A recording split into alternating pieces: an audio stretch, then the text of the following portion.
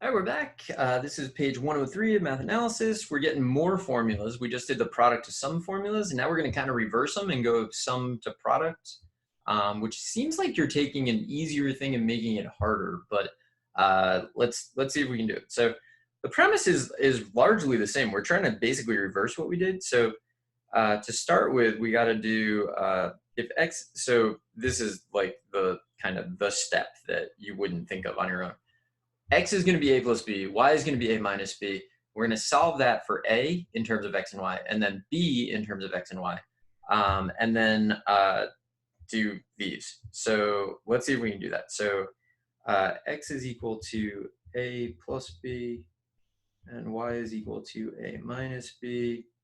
Then x plus y is 2a, so a is definitely x plus y divided by 2.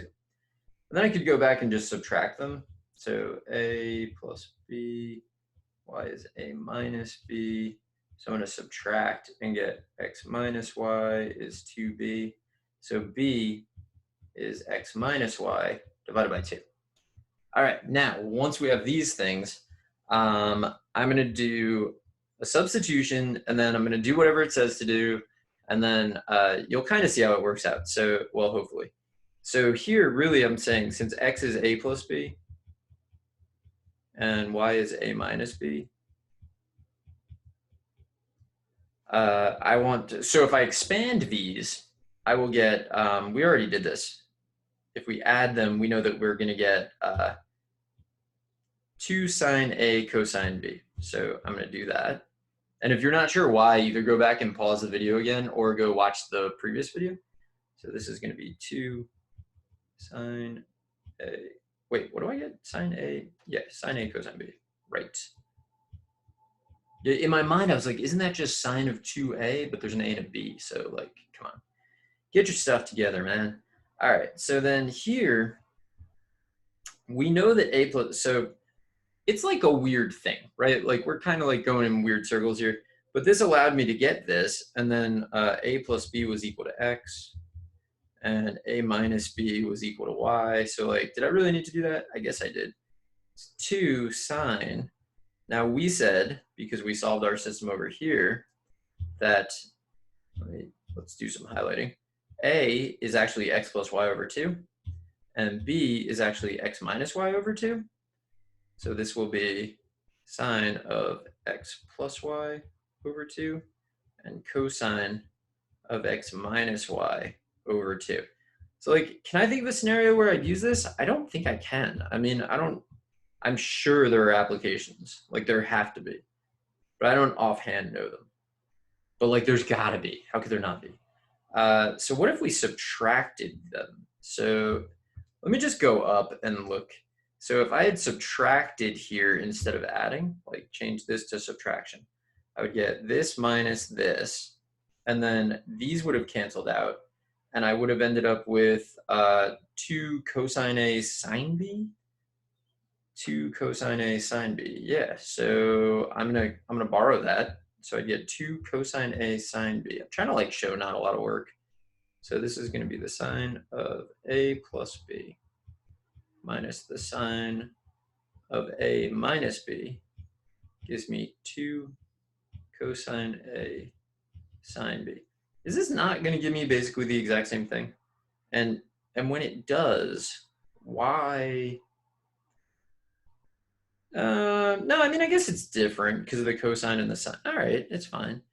So sine x minus sine y is 2 cosine. So we said a is x plus y over 2. And b is x minus y over 2. All right. You know what we can do? We could try to trig expand this on the calculator and see if these are right. Because I have a low, I mean, I'm doing everything right that I'm aware of. But like, you know, it's weird. And then here, cosine, it's giving me the dots. That usually means it's time to shut it down for the day, which is convenient because these are the last problems we're doing. Well, I don't know.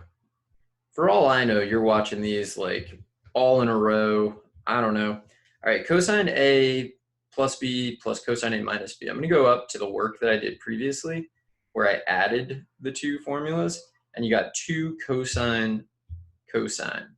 So 2 cosine cosine. And again, just watch the video or go back and pause. Cosine A, cosine B.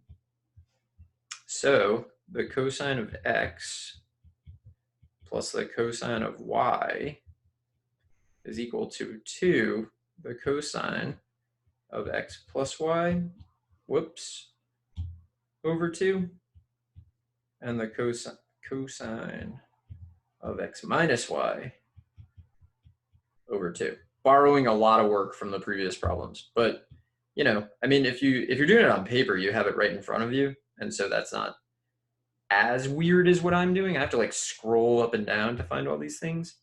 So here, cosine of a plus b minus. The real insight is to let x equal a plus b and y equal a minus b. If you didn't think to do that, I don't know. You're in for it. And then when we subtracted them, we should have ended up with sine, right? Yeah, 2. Oh, but this is a minus b, a minus b and a plus b. So I'm going to get the negative of this. I'm going to get negative 2 sine because I'm supposed to be taking the switch those. That's a good arrow. Switch those and then subtract. So it's negative 2 sine, negative 2 sine.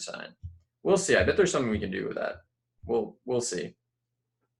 So this should be negative 2 sine A sine B. Because sine is an odd function, so I feel like there might be something we can do. So this is cosine of x minus cosine of y will be negative 2 sine of x plus y over 2, and then sine of x minus y over 2. So like, if we wanted to, I mean, I feel like we should look it up in a book or something and see like what this gives us, what formula it says it is. I think what we could maybe do is cosine of x minus cosine of y equals, so sine is odd. So I can factor a negative out of this and make it y minus x over 2 and make it negative sine of y minus x over 2. And that'll give me a plus here. And then to make it look consistent, I could do y plus x over 2 and then sine of y minus x over 2. I think you could do this. I don't know if any of those are useful. Let's go to the calculator and just like check. So I'm thinking trig expand will work on these. So hopefully I got them right. I definitely don't have these memorized. I consider these an academic exercise, and I like academic exercises. Maybe T collect. Oh my gosh. So, yeah. All right. So maybe T collect is what I want. T collect of 2 cosine x plus y over 2 and sine of x minus y over 2. So it's genuinely interesting to me when I like type something in and it does like a weird thing. I've just learned so much math that way by like seeing a weird thing and being like, all right, let's investigate that. So 2 cosine x plus y over 2. And like, what is the calculator doing on this problem? I'm not 100% sure. It's probably doing like x over 2 plus y over 2 and then expanding, and then I don't really know. All speculation. So, I mean, these are working. And then this is the one that's the weirdest. So I'm going to do the negative 2 sine. I'm going to do the first one that we got and see if that was even right, which if that was wrong, then no, this worked. So could we also do T collect positive 2 sine of y plus x over 2, whoops, sine of y minus x over 2. Same difference. All right. Same difference. It's a difference because it's subtraction and it's the same. So it's same difference. I'll go back to the notes and we're done with the 14 formulas notes. you're never done with the 14 formulas. You're gonna be doing 14 formulas forever. As long as you keep doing math, you're gonna be using 14 formulas. Euler's formula never going away, like none of them. But that's it for these notes. So these are your your sum to product formulas, which I have never actually used in an application, but you know, that's okay. You don't have to.